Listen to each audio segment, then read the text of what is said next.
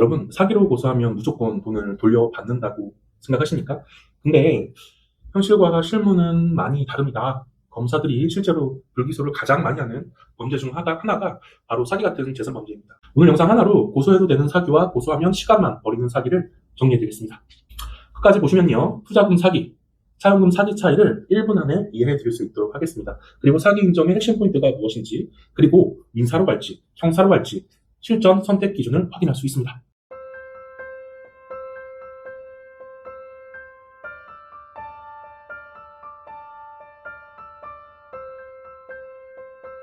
사기 피해를 보면 머리가 하얘집니다. 고소하면 잡히겠지, 돈은 돌려받겠지라고 생각하시는데요. 근데 사기는 돈을 못 받았다는 사실만으로 처벌이 안 되는 경우가 정말 많습니다.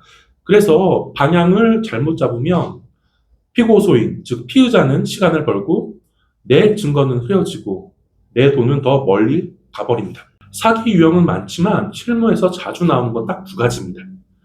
투자금 사기, 그리고 차용금 사기입니다.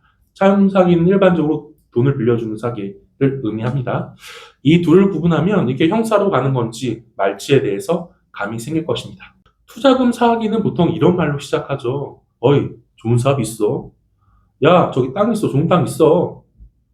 태양광 발전소 저기 충남 땅에 할 건데 2억만 넣어주면 복리로 150% 줄게. 이렇게 많이 꼬드기는데요. 여기서 포인트가 있습니다. 투자에서는 보통 원금 보장 약속이 없어요. 그래서 망했기 때문에 못 갚는다는 만으로는 사기가 안 될 수 있습니다. 투자금 사기의 핵심은 이겁니다. 처음에 말한 투자 목적대로 돈을 사용했는지, 사업에 썼다면 실패했어도 사기가 아닐 수도 있다는 것입니다. 그런데 알고 보니까 그 돈으로 개인빚도 갚고 도박도 하고 비싼 외제차도 샀다라면 사기 가능성은 커집니다. 그리고 이런 내용은 피해자가 혼자 확인하기가 어렵죠. 그래서 형사고소를 하면 수사기관이 피의자의 계좌 추적을 합니다. 돈이 어디로 갔는지를 확인한다는 것이죠. 이게 투자금 사기에서 형사 절차가 중요한 이유입니다. 사기 사건의 피해자라면 그 돈이 사업에 쓰였는지 의심된다. 이 포인트를 고소장에 구체적으로 적시를 해야 됩니다. 그래야 수사도 그 방향으로 움직이는 것입니다. 그리고 형사사건에서 검사가 기소하고 법원에서 유죄 판결이 나오면 그 판결문을 들고 민사소송을 걸 때 훨씬 유리합니다. 즉, 입증 부담이 확 줄어든다는 것입니다. 반대로 고소당한 입장이라면 나 진짜 사업에 그 돈을 썼다는 말로만 하면 안 됩니다. 객관적인 자료가 핵심입니다.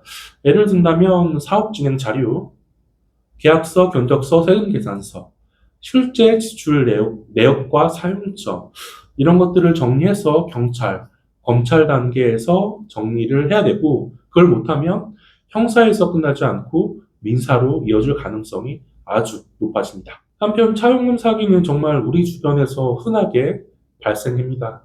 야, 일주일만 내좀 뭐, 야, 일주일만 쓰고 바로 갚을게. 3일만 바로 쓰고 갚을게.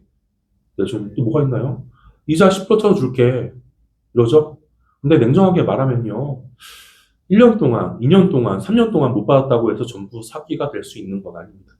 차용금 사기의 핵심은 돈을 빌릴 당시에 돈을 빌린 사람이 갚을 능력도 의사도 없었는데 있는 것처럼 속여서 돈을 받아간 경우가 사기죄가 될 수 있는 것입니다. 예를 들면 사실은 지금 현재 신용불량이고 돌려막기 중인데 나 금방 대출 나와. 금방 갚을 거야. 엄마한테 돈 받아줄게. 라고 해서 돈을 쓴 경우, 이런 상황은 사기죄로 인정될 여지가 높다는 것입니다. 여기서 제일 안타까운 케이스가 있는데요. 다들 경험이 있으실 거예요. 상대가 어려운 걸 잘 알아요. 근데 정 때문에, 우정 때문에, 사랑 때문에 계속 빌려주는 경우가 있습니다. 이게 1년, 2년, 5년, 누적되면 5천만 원, 1억, 3억 원 이렇게 되겠죠. 이 경우 수사기관에서 내지 검사는 이렇게 볼 수 있어요. 피의자가 못 갚을 거 알고 빌려준 거 아니야? 가까운 사이였잖아요. 이런 식의 질문이 나오면 속였다, 즉 기망하였다는 부분이 약해져서 형사 사건으로 인정이 어려워지는 경우가 굉장히 많습니다. 그래서 무작정 고소부터 하면 위험해집니다. 상대가 재산을 처분하면 나는 시간만 잃을 수도 있는 것이겠죠. 여기서 중요한 개념 하나가 있습니다. 바로 용도 사기입니다. 형식은 빌려준 돈인데 빌릴 때 특정 용도를 딱 찍어서 빌립니다. 거래처 결제만 하면 다음 달 돈 들어오니까 바로 갚을게. 여기서 용도는 거래처 결제이겠죠?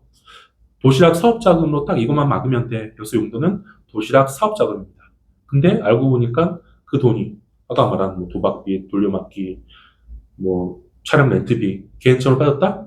이건 용도 자체를 속인 것, 용도 자체를 기망한 것이기 때문에 사기죄로 인정될 가능성이 아주 높아지는 것이겠죠. 제가 맡았던 사건 얘기 하나 해볼까요? 제 의뢰인이 친구에게 사업자금으로 3억 정도 빌려줬던 것 같아요. 근데 1년이 넘게 변제를 친구가 안 해주는 거예요. 상담을 많이 다녀도 뭐 변호사들이 답이 없습니다 라고 했나 봐요. 근데 제가 여기서 본 건 딱 하나였습니다. 그 돈이 용도가 정해진 돈이었는지 아니었는지.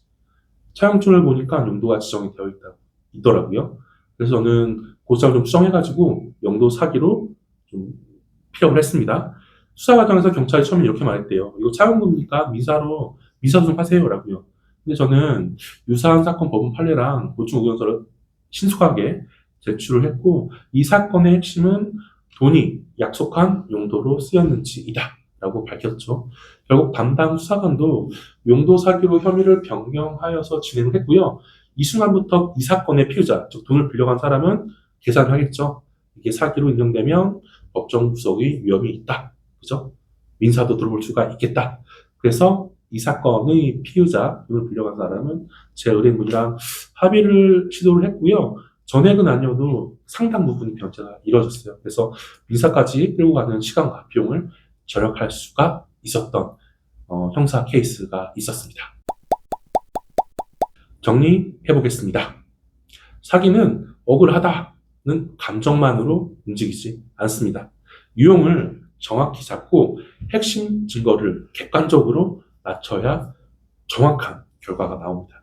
지금도 이거 민사로 가야 하나, 형사로 고소해도 되나? 라고 고민하시는 분들이 있을 거예요. 이럴수록 정확하고 신속한 방향을 정해야 됩니다. 시간이 지나면 증거는 약해지고 상대는 대비하고 재산을 은닉합니다. 꼭 기억하시기 바랍니다. 마치겠습니다.